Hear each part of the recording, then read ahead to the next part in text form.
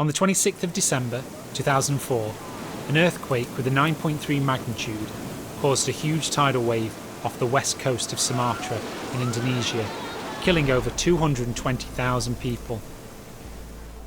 In the days that followed the tsunami, the Salvation Army responded by providing food and medical supplies.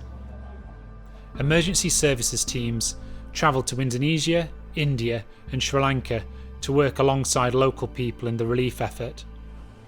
Along the coastline of Sri Lanka, there were hundreds of miles of devastation caused by the tidal wave. The extent and depth of the devastation was unimaginable as people struggled to piece together their lives.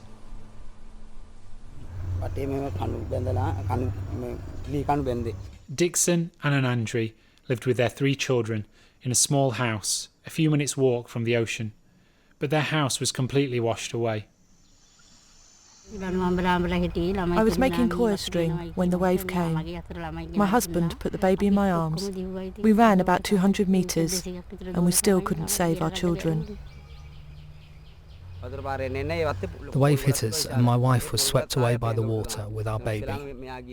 I lifted the other 2 children as the water got higher. My mother-in-law was also trying to climb up the tree. Then I lost my grip on my daughter and she fell into the water. Then my boy was swept away. My baby slipped out of my hands. I couldn't hold on to her. I was tangled up in a fence.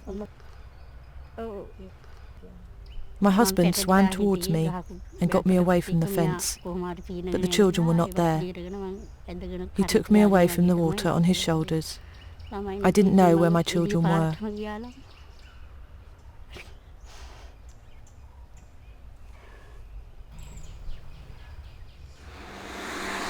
Simple graves marked the places where the 5,000 people who died in this area were buried.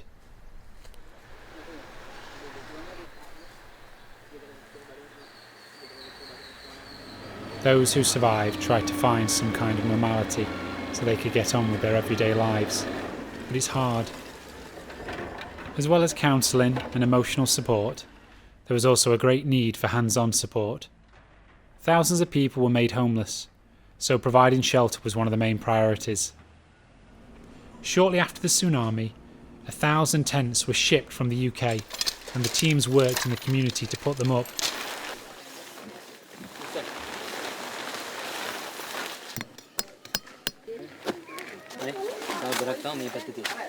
This is where Asiri and her children were shown around their new temporary home.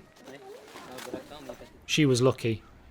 Even though her home was destroyed, the whole family survived. The Salvation Army also provided doctors to people with in-field clinics, allowing survivors to get medical care and aid. Drinking clean water. Drinking as well as washing, like the tabs they give you when you okay. Housing was one of the greatest concerns for people as they began to get back on their feet. The Salvation Army didn't just provide transitional housing, there was an ongoing response for years to build permanent housing for those left homeless.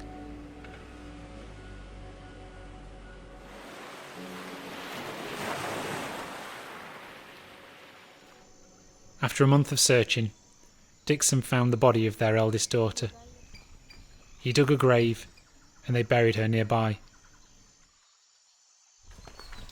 He wanted to show us the place where he found her. At